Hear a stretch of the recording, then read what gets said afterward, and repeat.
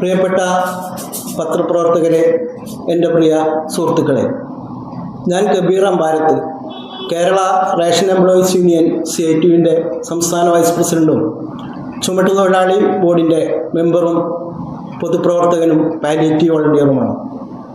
ഞാൻ ഈ തെരഞ്ഞെടുപ്പിൽ മത്സരിക്കുന്നു. 10ാം വാർഡിലാണ് മത്സരം. ഞാൻ സമ്പൂർണ്ണ സ്വതന്ത്രനായി മത്സരിക്കുന്നതുകൊണ്ട് ചിഹ്നം അനുവദിച്ച് കിട്ടിയിട്ടില്ല. ഒരുപക്ഷെ ഇത്തരം കാര്യങ്ങൾ പ്രിൻ്റഡ് മീഡിയ വഴി വരുമ്പോൾ നാളെ തന്നെ നിങ്ങൾക്കത് എൻ്റെ ചിഹ്നം കാണാൻ കഴിയും. ആദ്യമായി തന്നെ ആ ചിഹ്നത്തിൽ എന്നെ വിജയിപ്പിക്കുക എന്നതാണ് എൻ്റെ റിക്വസ്റ്റ്. പിന്നെ ഞാൻ ഈ തെരഞ്ഞെടുപ്പിൽ മത്സരിക്കാൻ പോകുന്നതിൻ്റെ കാരണം രാഷ്ട്രീയമുണ്ട്, വർഗപരമായ പ്രശ്നങ്ങളുണ്ട്, വർഗപരമായ പ്രശ്നത്തിൽ നിന്നുള്ള വ്യക്തിപരമായ പ്രശ്നങ്ങളുണ്ട്. അതുപോലെ തന്നെ നിലവിലുള്ള ഭരണ സംവിധാനം മീൻസ് പഞ്ചായത്ത് ഭരണ സംവിധാനത്തിനോടുള്ള എൻ്റെ വാർഡ് മെമ്പറോടുള്ള എതിർപ്പുമുണ്ട്, ശക്തമായ എതിർപ്പും വിയോജിപ്പുമുണ്ട്.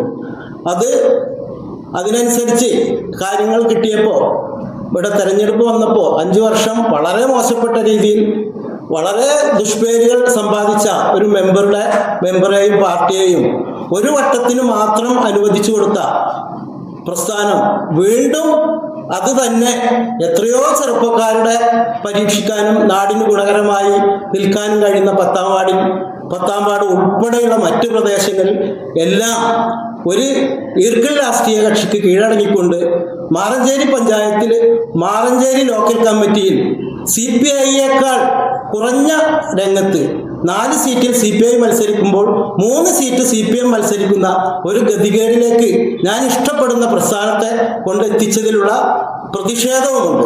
ഞാൻ ഇഷ്ടപ്പെടുന്ന പ്രസ്ഥാനം എന്ന് പറയുന്നത്, ഞാനൊരു തൊഴിലാളി വർഗ ലീഡറാണ്. എന്നാൽ എനിക്ക് മുഖ്യധാര പ്രസ്ഥാനത്തിലെ മെമ്പർഷിപ്പ് ഇല്ല എന്നതുകൊണ്ടാണ് ചിലപ്പോൾ നാളത്തെ ചോദ്യത്തിന് അയാൾ ഞങ്ങളുടെ പാർട്ടി മെമ്പറല്ല എന്ന് പറയുന്നുള്ളത് കൊണ്ടാണ് അഡ്വാൻസ് ആയിക്കൊണ്ട് തന്നെ ഞാൻ ഇഷ്ടപ്പെടുന്ന പ്രസ്ഥാനം, ഞാൻ സഹയാത്രികനാവുന്ന പ്രസ്ഥാനം എന്ന് പറഞ്ഞത്.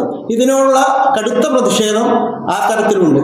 ഇത് എന്നെപ്പോലുള്ള സാധാരണ വിറക് വെട്ടികളും വെള്ളംകോരികളും ക്ലീശയിൽ പറയാറുണ്ടെങ്കിലും സാധാരണ കഠിനാധ്വാനികളായ പ്രവർത്തകർക്ക് വല്ലാത്ത മാനസികാവസ്ഥ ഉണ്ടാക്കിയിട്ടുണ്ട്. ഇത് ഒരുത്തനെങ്കിലും തുറന്നു പറയണം, രാജാവ് നഗ്നനാണെന്ന് ഏതെങ്കിലും ഒരു കുട്ടിയെങ്കിലും വിളിച്ചു പറയണം എന്നുള്ളത് കൊണ്ടാണ് വലിയ ബുദ്ധിമുട്ടുകളും അല്ലെങ്കിൽ എന്തെങ്കിലും സംഭവിക്കട്ടെ എന്നുള്ള ധൈര്യത്തോടു കൂടി പറയാൻ ഞാൻ തയ്യാറായത്. ഇഷ്ടപ്പെട്ട പ്രസ്ഥാനം, ഞാൻ എൻ്റെ കമ്മ്യൂണിസ്റ്റ് പ്രസ്ഥാനത്തിനോട് ഇഷ്ടപ്പെട്ട ഇതുവരെ ഇക്കാലം അത്രയും ചെറിയ പ്രായത്തിൽ കുടുംബം കോൺഗ്രസുമായിട്ട് പോയിരുന്ന ഒരു കാലത്ത് നമ്മളിങ്ങനെ പോവല്ലോ, അത് സ്വമേധയാ ബുദ്ധിയും ചിന്തയും വന്ന കാലം മുതൽ ഞാൻ കമ്മ്യൂണിസ്റ്റ് പ്രസ്ഥാനങ്ങളോട് യോജിച്ചു പോകുന്ന ഒരാളാണ്. ഇന്നും മനസ്സുകൊണ്ട് അങ്ങനെ തന്നെയാണ്. നിലവിൽ ഞാൻ അതാ പറഞ്ഞത്, CITUവിൻ്റെ ഭാരവാഹിയാണ്. അതുകൊണ്ട് തന്നെ ആ പ്രസ്ഥാനം മെയിനായിട്ട് നിൽക്കുന്നത് ഇൻഡിപെൻഡന്റ് പ്രസ്ഥാനമാണ് CITU. ബഹുമാനപ്പെട്ട C കണ്ണനെ പോലുള്ള, അതുപോലെ തന്നെ KN രവീന്ദ്രനാഥിനെ പോലുള്ള, ചന്ദ്രൻപിള്ളയെ പോലുള്ള, ആനത്തലവട്ടം ആനന്ദനെ പോലുള്ള ഒരുപാട് നേതാക്കന്മാരെ കൊണ്ട് നിറഞ്ഞ് ഞങ്ങൾക്ക് നേരിട്ട് ചന്ദ്രൻപിള്ള ആനത്തലവട്ടം പോലുള്ള ഒരു ക്ലാസ് എടുക്കുകയും പറയുകയൊക്കെ ചെയ്യുമ്പോൾ C കണ്ണനെ പോലുള്ളവരുടെ അനുസ്മരണങ്ങളും ബാക്കിയൊക്കെ വെച്ച് നടക്കുന്ന CITU എന്ന മഹാപ്രസ്ഥാനത്തിന്റെ ഭാഗം. അപ്പൊ ആ പ്രസ്ഥാനം പൊതുവെ സ്വതന്ത്രം പറയുമെങ്കിലും CPMന്റെ ഒരു രീതി അതിലുണ്ട്. എന്നാൽ മുഴുവനായിട്ടില്ല. കാരണം BJP ഉൾപ്പെടുന്ന ആളുകൾ പാലക്കാട് സമ്മേളനത്തിൽ പാലക്കാട് BJP മണ്ഡലം സെക്രട്ടറി അതിലെ പ്രതിനിധിയായിരുന്നു. അതുപോലെ ദേശീയ സമ്മേളനങ്ങളിൽ ഷിബു സോറിനെ പോലുള്ള, അതുപോലെ മിനിസ്റ്റർ ആയിരിക്കുന്ന മറ്റു പലരും അതിൽ അംഗങ്ങളാണ്. എന്നാൽ സ്വാഭാവികമായും അതൊരു CPM ലൈന് നടപ്പാക്കുന്ന എന്ന് പറഞ്ഞുകൂടാ, അംഗീകരിച്ചു പോകുന്ന ഒരു കൂട്ടായ്മ അല്ലെങ്കിൽ തൊഴിലാളി വർഗ ട്രേഡ് യൂണിയനാണ്. നിലവിൽ പാർട്ടി മെമ്പർ അല്ല. ഇതിങ്ങനെ ഈ സ്വതന്ത്ര സ്ഥാനത്ത് ഇപ്പൊ കഴിഞ്ഞ തദ്ദേശ ഭരണ തെരഞ്ഞെടുപ്പിൽ ഇതുപോലെ ജില്ലാ പഞ്ചായത്തിലേക്ക് മത്സരിച്ചിരുന്നല്ലോ, അതും സ്വതന്ത്ര സ്ഥാനാർത്ഥിയായിട്ടാണ് മത്സരിച്ചത്. ഇപ്പൊ ഈ തദ്ദേശ ഭരണ സ്ഥാപന തെരഞ്ഞെടുപ്പുകൾ തദ്ദേശ സ്വയംഭരണ സ്ഥാപനങ്ങളിൽ അത് എനിക്ക് പ്രതിഷേധിക്കാനുള്ള ഇടങ്ങൾ ഇതാണ്. ഇങ്ങനെ വരുമ്പോൾ നമ്മൾ സ്വാഭാവികമായിട്ടും ഇതിന്റെ ഘടകങ്ങൾ പാർട്ടി മെമ്പർ അല്ലാത്തതുകൊണ്ട് കുറഞ്ഞു പോകും. പൊതുപ്രസ്ഥാനത്തിന് പറയാനുള്ള വ്യക്തിപരമായിട്ട് എല്ലാവരായിട്ടും അടുപ്പുണ്ട്, എല്ലാവരോടും പറയുന്നല്ലാതെ എൻ്റെ CITUവിൽ പറയും, CITU ലൈന് ഇതാക്കും. ചില കാര്യങ്ങളിൽ നടപ്പാക്കുന്നില്ല. അപ്പൊ ഈ ഒരു വിഷയം ഞാനിപ്പോ കൊടുക്കാൻ ഇന്നലെ രാവിലെ വരെ പൊന്നാനി ഏരിയ സെക്രട്ടറി മുഹമ്മദ് കുഞ്ഞി എന്നെ വിളിച്ചു. വളരെ വിഷമത്തോട് കൂടി തന്നെയാണ് പറഞ്ഞത്. മാതൃഭൂമി കണ്ടു, എല്ലാ ന്യായമായ നിങ്ങൾ ഡിമാൻഡ് ചെയ്ത് നിങ്ങൾ പറയുന്ന വളരെ ഡിമാൻഡൊന്നും ഇല്ല. സത്യം പറഞ്ഞ അവര് മനുഷ്യത്വരല്ലാത്തൊരു സമീപനം എടുത്തത് ഞാൻ എന്നെ സഹയാത്രിക എന്നുള്ള എന്നെ സഹായിക്കണം എന്നുള്ളതേ പറഞ്ഞിട്ടുള്ളൂ. എല്ലാ കാര്യങ്ങളും നിങ്ങൾ പറയുന്ന 100% കാര്യങ്ങളും ശരി, നിങ്ങളാണ് ശരി, നിങ്ങൾക്ക് കഴിവുണ്ട്, ഇതൊക്കെ പറഞ്ഞുകൊണ്ട് പറയുന്നത് തെരഞ്ഞെടുപ്പിൽ നിന്ന് മാറി നിൽക്കണം എന്ന് പറഞ്ഞാൽ എൻ്റെ വിഷയങ്ങൾ അഡ്രസ്സ് ചെയ്യണ്ടേ, എൻ്റെ വിഷയങ്ങൾ എന്താണ് കേൾക്കണ്ടേ, തെറ്റാണെങ്കിൽ തിരുത്തണ്ടേ, അല്ലെങ്കിൽ പോടാന്ന് പറയണ്ടേ. ഒന്നുമില്ലാതെ എല്ലാം ശരിയാണെന്ന് പറയുകയും ഞാൻ പ്രയാസപ്പെട്ട് ജീവിക്കുകയും ചെയ്യുന്ന ഒരവസ്ഥ വരുമ്പോൾ എനിക്കിതെല്ലാം മറ്റു മാർഗമില്ല. പബ്ലിക് അറിയണ്ടേ, ജനങ്ങളും മറ്റു കാര്യങ്ങളും അറിയണ്ടേ. അപ്പോൾ അതുകൊണ്ട് എൻ്റെ മാർഗം, എനിക്ക് കഴിയുന്ന ജനാധിപത്യ വ്യവസ്ഥയിൽ എനിക്ക് കഴിയുന്ന മാർഗം ഞാൻ സ്വീകരിക്കുന്നു, അത്രേ ഉള്ളൂ. ഇതിന് വ്യക്തിപരവും വർഗപരമായിട്ടുള്ള കാര്യമുണ്ട്. അത് വലിയ സംഭവമാണ്. അത് ഒരർത്ഥത്തിൽ അത് ഇത്ര ഒരു ചുരുങ്ങിയതിൽ അതിന് ഇതില്ല. മറ്റേ റേഷൻ കട കുംഭകോണം സ്റ്റേറ്റ് വൈഡ് ഒരു സാധനമാണ്. ആ സ്റ്റേറ്റ് വൈഡ് സാധനം ഇന്നിരിക്കുന്നത് കമ്മീഷണറുടെ മുമ്പിലാണ്, ഹിമാ മേഡത്തിൻ്റെ മുമ്പിലാണ്. അത് അവരെ അതിനനുസരിച്ച് പഠിക്കാമെന്ന് പറഞ്ഞിട്ടുണ്ട്. ധാരാളം, അതായത് റേഷൻ വ്യാപാരി ഫാറൂഖിനെ പോലുള്ളവർക്ക് നേരിട്ട് അറിയുകയും ചെയ്യാം. റേഷൻ വ്യാപാരി അനുഭവിക്കുന്ന വല്ലാത്ത കഷ്ടപ്പാടുകളുണ്ട്. ആ കഷ്ടപ്പാട് ഇപ്പോൾ ഈ ഓണക്കാലമൊക്കെ നമ്മൾ കഴിഞ്ഞു പോയത്, കോവിഡ് കാലമൊക്കെ 65ഓളം രക്തസാക്ഷികളുള്ള ഒരു വിഭാഗമാണ് റേഷൻ വിഭാഗം. അപ്പോൾ ഇത് സത്യം പറഞ്ഞാൽ ഇവിടെ പറഞ്ഞിട്ട് ചുരുക്കേണ്ട കാര്യമില്ല.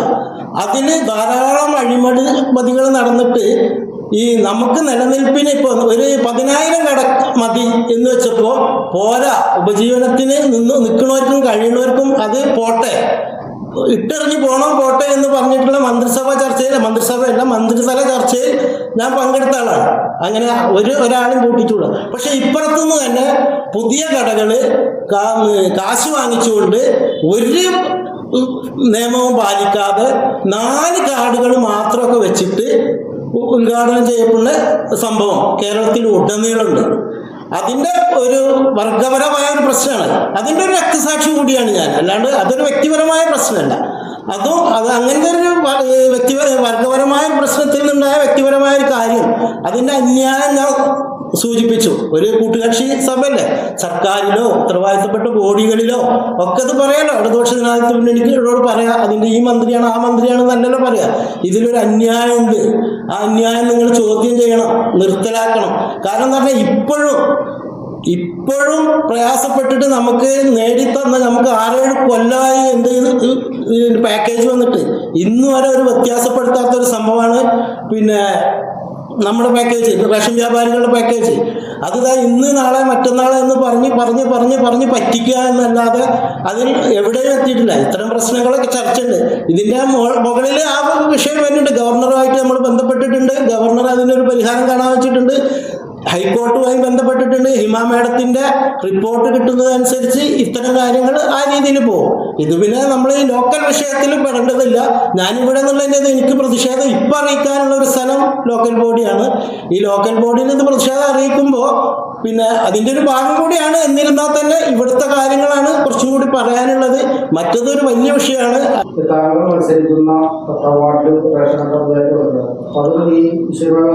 വിഷയവുമായി ബന്ധപ്പെട്ട് വരുന്ന വിഷയം തന്നെയാണ്. 4 കാർഡിൽ തുടങ്ങി 82 കാർഡിൽ നിലനിൽക്കുന്ന ഒരു വിഷയമാണ്. ഇൻഡിവിജ്വൽ ആ വിഷയമല്ല ഞാൻ പറഞ്ഞിട്ടാ. അത് ഈ വർഗപരമായ സംഭവത്തിന്റെ ഒരു കാര്യം കൂടിയാണ് എന്ന് മാത്രം, അല്ലാണ്ട് അത് മാത്രം ഇൻഡിവിജ്വൽ അല്ല. ഈ താമരശ്ശേരിയിലെ ആ പ്രദേശത്തുകാർക്ക് അവിടെ റേഷൻ കട വേണമെന്നുള്ളൊരു ആവശ്യം ഉണ്ടായിരുന്നുള്ള രീതിയിൽ പാർട്ടിയിലെ ആൾക്കാരൊക്കെ പറയുന്നത് തെറ്റാണ്. ഇനിയിപ്പം മാത്രമല്ല അവിടെ നിങ്ങൾക്ക് പറഞ്ഞാൽ കൂടുതൽ മനസ്സിലാവുന്നുള്ള എളുപ്പമുണ്ടാവുന്നുള്ളതുകൊണ്ട് പറയണം. നമ്മുടെ സംവിധാനത്തിൽ പ്രയാസപ്പെടുന്ന ഒരു വിഭാഗങ്ങൾക്ക് വീട്ടിലെത്തിച്ചു കൊടുക്കാനുള്ള ഒരു സാഹചര്യം ഒരുങ്ങി വന്നു. അപ്പം ഞാനിതിൻ്റെ കുറച്ച് മുകൾത്തട്ടിലുള്ള ഒരാളെന്നുള്ള നിലക്ക് തുറുവാണം എന്ന് പറയുന്ന ഒരു ഫ്ലഡ് കൊണ്ട് ബുദ്ധിമുട്ടുന്ന ഒരു പ്രയാസത്തിൽ ഇതിനെ ഈ പ്രദേശത്തെ ഉൾപ്പെടുത്താനും എൻ്റെ താമരശ്ശേരിയെ അതിൽ വല്ലവരൊക്കെ ബുദ്ധിമുട്ട് അനുഭവിക്കുന്നുണ്ടെങ്കിൽ കൊടുന്നു കൊടുക്കാൻ പറ്റുമല്ലോ എന്നുള്ള, ഞാനവിടെ സ്ഥിര താമസക്കാരനാണ്, കൊടുന്നു കൊടുക്കാൻ പറ്റുമല്ലോ എന്നുള്ള ഒരു വിചാരത്തിൻ്റെ പുറത്ത് ഞാൻ അതിനൊരു ശ്രമം നടത്തി. ആ ശ്രമം ചുഴന്നെടുക്കുകയും അല്ലെങ്കിൽ രഹസ്യമായിട്ട് ചുഴന്നെടുത്ത് ഇതുപോലുള്ള ഒരു രാഷ്ട്രീയ തട്ടിപ്പിന് അത് കളാക്കുകയും ചെയ്തു. 4 കാർഡുകാർ അങ്ങനെ ആവശ്യമുണ്ടെങ്കിൽ ആവശ്യക്കാരെ എഴുതി ഒപ്പിട്ടിട്ട് കൊടുക്കുമല്ലോ. ഇവർ പറഞ്ഞ ഒരു മാസ് പെറ്റീഷൻ ഉണ്ട്. മാസ് പെറ്റീഷൻ ഉണ്ടെങ്കിൽ ഇനി ഉണ്ട് എന്ന് തന്നെ ഇരിക്കട്ടെ, അങ്ങനെ ഒരു മാസ് പെറ്റീഷൻ ഉണ്ടെങ്കിൽ മിനിമം 400 കാർഡ് വേണമെന്നാണ് നമ്മളെ ജില്ലാ സപ്ലൈ ഓഫീസർ ആധികാരികമായിട്ട് റിപ്പോർട്ട് ചെയ്ത് ആധികാരികമായിട്ട് രേഖാമൂലം തന്നത്. മിനിമം 400 കാർഡാണ്. ഇന്നും 82 കാർഡായിട്ട് എങ്ങനെ അവശേഷിക്കും? മാത്രമല്ല ആ 82 കാർഡും 4 കാർഡിൽ തുടങ്ങിയ 82 കാർഡ് ഇന്നേ ദിവസം വരെ അവശേഷിക്കുമ്പോൾ ഈ സ്കൂട്ടറും വാഹനവും ഉപയോഗിച്ച് ഇപ്പോൾ മിനിഞ്ഞാന്നൊക്കെ എനിക്ക് വ്യക്തിപരമായ അനുഭവം, ഒരു ഓട്ടോറിക്ഷക്കാരൻ്റെ കടയുടെ മുമ്പിൽ ഒന്ന് കിടന്ന് അരമണിക്കൂർ കഴിഞ്ഞപ്പോൾ രോഗമൊക്കെ മനസ്സിലായി. ഒരു സ്ത്രീ വിളിച്ചിട്ട് അപ്പോൾ അവനോട് ചോദിച്ചാൽ എന്താ അല്ല, എന്നിട്ട് ആ ദേഷ്യം പിടിച്ച് പോയി. അപ്പോൾ എന്താ ഉണ്ടായതെന്ന് പിറ്റേ ദിവസം ചോദിച്ചപ്പോൾ ആ എമ്മനെ സ്കൂട്ടറായിട്ട് വന്നിട്ട് മറ്റേ അരിയും കൊടുത്ത് കൊണ്ടുപോയി. അപ്പോൾ നാട്ടുകാർക്ക് ചിന്തിക്കുമ്പോൾ നല്ല കാര്യം തന്നെയാണ്. എത്ര കണ്ട് ഇപ്പോൾ ഫാറൂഖിനെ പോലത്തെ ഒരു പത്രപ്രവർത്തകർക്ക് എത്ര കണ്ട് ഇതിൻ്റെ പ്രായോഗികതയും വിഷമങ്ങളും ഉണ്ടാവും എന്നുള്ളത്, എത്ര കണ്ട് ഇങ്ങനെ നിലനിൽക്കും എന്നുള്ളതും മനസ്സിലാവും. 82 കാർഡായിട്ട് നിൽക്കണേ, അത് എത്ര മാന്തിയാലും പുറത്തുള്ള അപ്പുറത്തുനിന്ന് ഇപ്പുറത്ത്. ഇതിൻ്റെ ഒരു പ്രയാസം തന്നെ ചുറ്റുഭാഗം വയലാണ്. പോർട്ടബിലിറ്റി എന്നുള്ള സംവിധാനത്തിന് ചുറ്റുഭാഗം വയലാണ്. 36, 37 എന്ന് പറഞ്ഞ കടകൾ മാത്രമേ ഇതിന് വരുന്നുള്ളൂ. അപ്പോൾ എനിക്കിപ്പോഴും ആ നിലനിൽക്കുന്ന കടയാണെങ്കിൽ ആ കട നിലനിന്ന് പോട്ടെ, ഒരു അഭിപ്രായ വ്യത്യാസമില്ല. നമ്മളെ സംബന്ധിച്ച് നമ്മുടെ ഡിമാൻഡ് ആദ്യം സാലറിയും നമ്മളെ ആനുകൂല്യങ്ങളുമായിരുന്നു. നമുക്ക് നിലനിൽക്കാൻ കഴിയുമെങ്കിൽ, നമ്മളെ ഉപജീവനം നമുക്കിതുകൊണ്ട് ഇനിയിപ്പോൾ വേറെ തൊഴിലിന് പോകാൻ കഴിയുമെങ്കിൽ ഞാൻ ആദ്യം സെലക്ട് ചെയ്യുന്ന സ്ഥലം താമരശ്ശേരിയായിരിക്കും. ഇന്ന പ്രദേശത്ത് ഇരുന്നിട്ട് എല്ലാം നടത്തിക്കൂടെ, പൊതുപ്രവർത്തനം നടത്താം, ബാക്കിയുള്ളത് നടത്താം. ഞാൻ ഒന്നാമത്തെ ട്രാൻസ്ഫറുകാരിലായിട്ട് ഞാൻ അങ്ങോട്ട് വരില്ലേ? അങ്ങനത്തെ ഒരു സാഹചര്യം ഉണ്ടാവട്ടെ എന്ന് ഞാൻ എന്താ പറയുക ആശിച്ചു പോവുകയാണ്.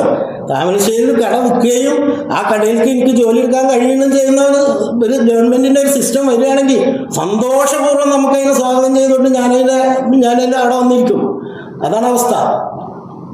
അപ്പോൾ അത് വ്യക്തിപരമായിട്ടുള്ള ഒരു വിഷയമല്ല, നയപരമായിട്ടുള്ള വർഗപരമായിട്ടുള്ള ഒരു വിഷയമാണ്. അതിൻ്റെ ഭാഗമായിട്ട് നമ്മൾ എല്ലാ അർത്ഥത്തിലും അത് മൂവ് ചെയ്ത് പോകും. അതിൻ്റെ വർഗത്തിന് വേണ്ടിയിട്ട്, അത് ഇൻഡിവിജ്വൽ ഒറ്റക്കടക്ക് വേണ്ടിയിട്ടല്ല നമ്മളതിൻ്റെ പ്രശ്നത്തിൽ ഇടപെടുന്നത്. ജില്ലയിൽ ഇത്ര കടകളുണ്ട്, സംസ്ഥാനത്ത് ഇത്രയും കടകളുണ്ട്, അതിന് വേണ്ടി കൈക്കൂലി പറ്റിയതിനുള്ള തെളിവുകളുണ്ട്, ബാക്കി എല്ലാം ഉണ്ട്. എല്ലാ പഴുതിലും പോയിട്ട് നിയമപരമായിട്ട് എല്ലാ പഴുതിലും പോയി കമ്മീഷണറുടെ അടുത്ത് എത്തി കമ്മീഷണർ തരുന്ന റിപ്പോർട്ടുമായിട്ടാണ് അവിടെ പോകാൻ പറ്റുള്ളൂ.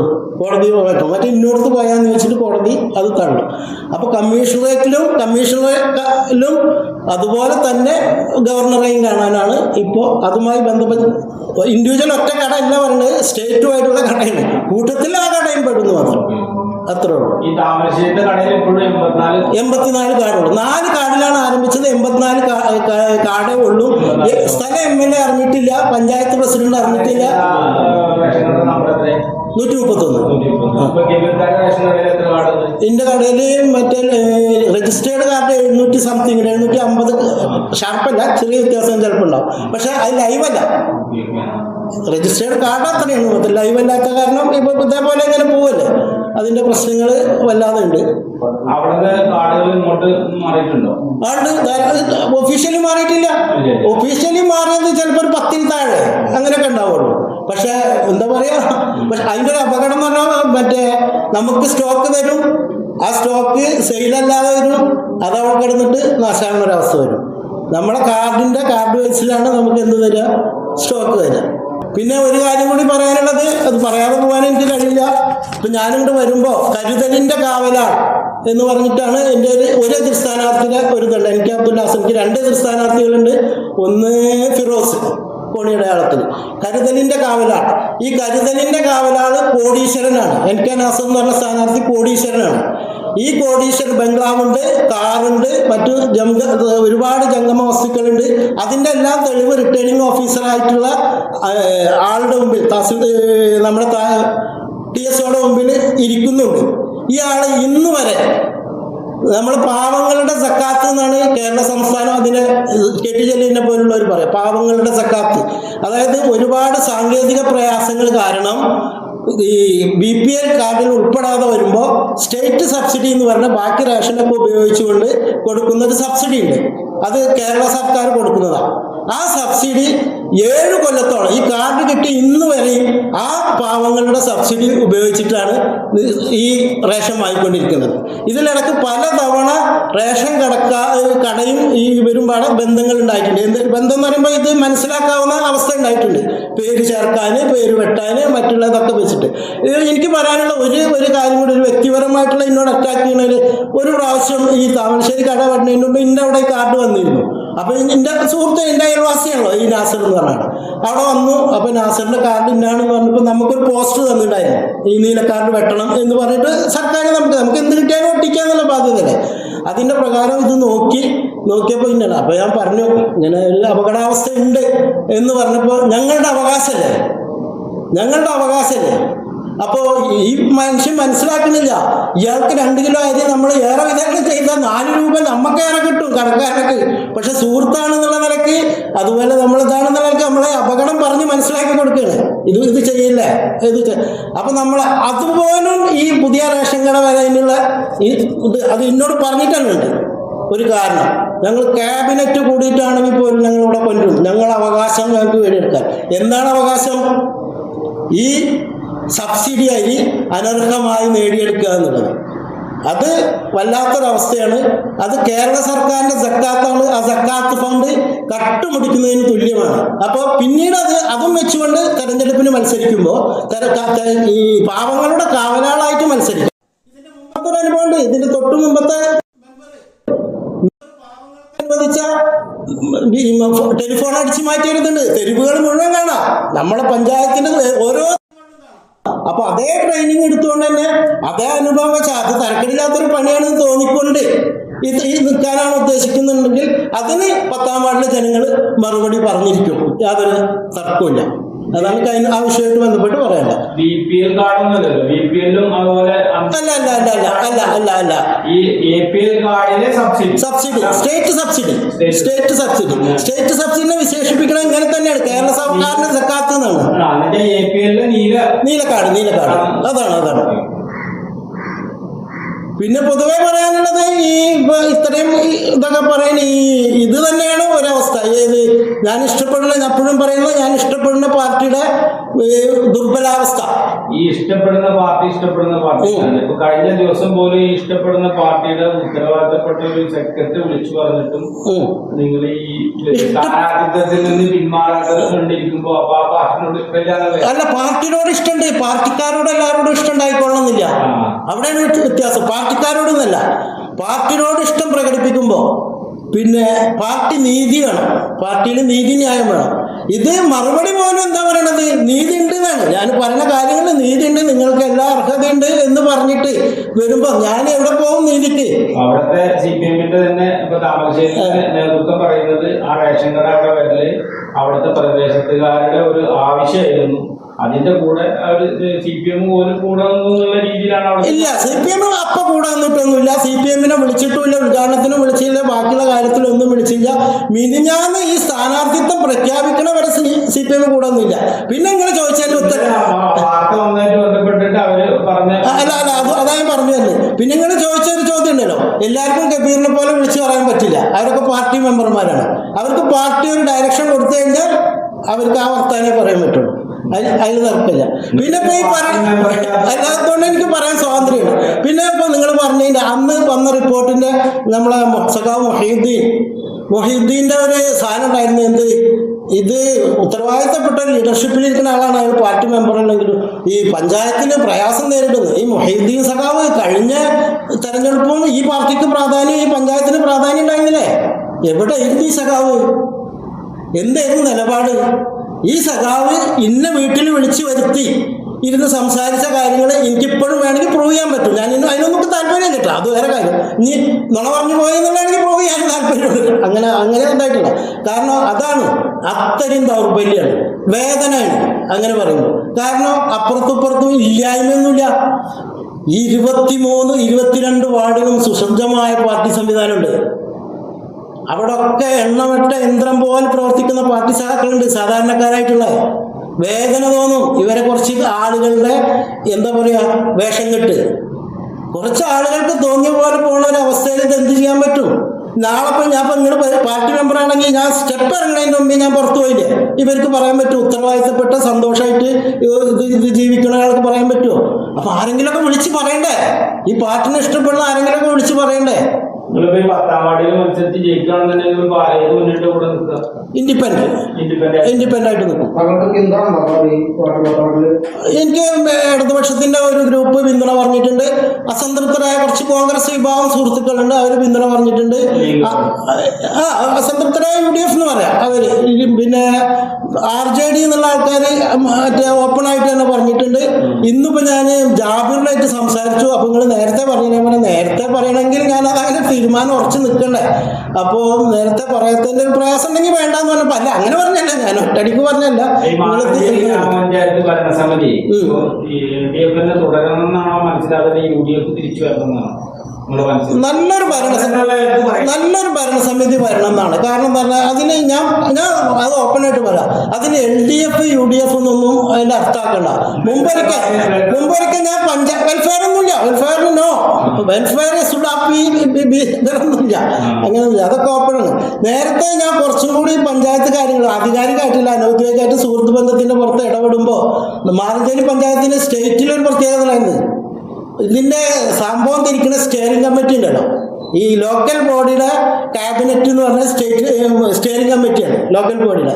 ആ സ്റ്റിയറിംഗ് കമ്മിറ്റിയിൽ മുഖ്യധാരാ പ്രസ്ഥാനങ്ങളൊക്കെ ഉണ്ടായിരുന്നു. കോൺഗ്രസ് ഉണ്ടായിരുന്നു, ലീഗ് ഉണ്ടായിരുന്നു, NCP ഉണ്ടായിരുന്നു, CPI ഉണ്ടായിരുന്നു, CPM ഉണ്ടായിരുന്നു. ഇതിന്റെ സ്റ്റിയറിംഗ് കമ്മിറ്റി, ആസൂത്രണ സമിതി, അത് എന്തൊരു മനോഹരമാണ്. എന്ത് നന്നായിപ്പോ ഇവിടെ പുറത്ത് ബടായി ഞങ്ങളെ പ്രസിഡന്റ്, ഞങ്ങളെ വൈസ് പ്രസിഡന്റ് എന്നൊക്കെ ബടായി പറയണമെങ്കിൽ തന്നെ പച്ചക്ക് രാഷ്ട്രീയം പറയുമ്പോൾ ബടായികൾ പറയും, സ്വാഭാവികമാണ്, അതങ്ങനെ പറയൂ. കക്ഷി രാഷ്ട്രീയമുള്ള നാടിന് അങ്ങനെ പറയുള്ളൂ. അപ്പോ അതുപോലെ എന്താ പറയാ, മനോഹരമായിട്ടുള്ള നന്നായിട്ട് വികസനം നടത്താൻ പറ്റിയൊരു കാര്യമുണ്ട്. നമ്മൾ പുറത്ത് അങ്ങോട്ടും കൂടെ തർക്കങ്ങൾ പറയുമെങ്കിലും പറ്റാവുന്ന വികസനം നടത്തിയിട്ടുള്ള ഒരു സമിതിയായിരുന്നു അത്. നമ്മളൊക്കെ വളരെ വ്യക്തമായിട്ട് അതിന് കഠിനാധ്വാനം ചെയ്തിരുന്ന വ്യക്തിബന്ധങ്ങളും ബാക്കി എല്ലാ ബന്ധവും ഉപയോഗിച്ച് ചെയ്തിരുന്ന ആളുകളാണ്.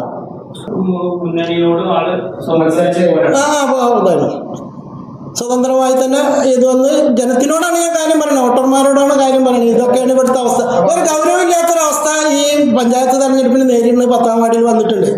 അവിടെ ഒരു ലോക്കൽ ബോർഡിനെ നേരിടാത്ത എന്നെ പങ്കൊക്കെ അറിയാം. ഞാനിപ്പോ ഈ നാട്ടിൽ പൊതുപ്രവർത്തനം നടത്തി, പിന്നെ എനിക്കൊന്നും പറയാനുള്ളത്, ഇപ്പൊ ഈ വോട്ട് ഞാൻ അഭ്യർത്ഥിക്കുമ്പോൾ പോലും എപ്പോഴും കൂടെ ഉണ്ടാവും, എപ്പോഴും കൂടെ ഉണ്ടാവില്ല. എനിക്ക് പറയാനുള്ളതാണ്, ഞാൻ എപ്പോഴും കൂടെ ഉണ്ടാവില്ല.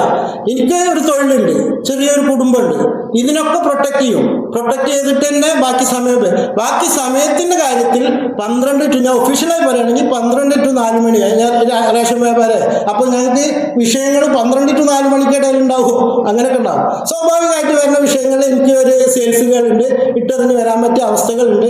പക്ഷെ പൂർണ്ണമായിട്ട് നെഞ്ഞത്ത് കൈവച്ചിട്ട് ഏത് ഈ പച്ച നുണ വിളിച്ച് പറയുന്ന എപ്പോഴും കൂടെ ഉണ്ടാവും, എപ്പോഴും കൂടെ, എന്തിനാ എപ്പോഴും കൂടെ മനുഷ്യനുണ്ടാവണേ? ആവശ്യങ്ങൾക്കാണ് കൂടെ ഉണ്ടാവുക, എപ്പോഴും കൂടെ ഉണ്ടാവില്ല. ആ സമയം ഞാൻ ഇപ്പോഴും ഉണ്ട്, ഇനി ഇതിനേക്കാൾ കൂടുതൽ ഉണ്ടാവും ചെയ്യും. വിളിച്ചാൽ വെളിപ്പുറത്തുണ്ടാവും.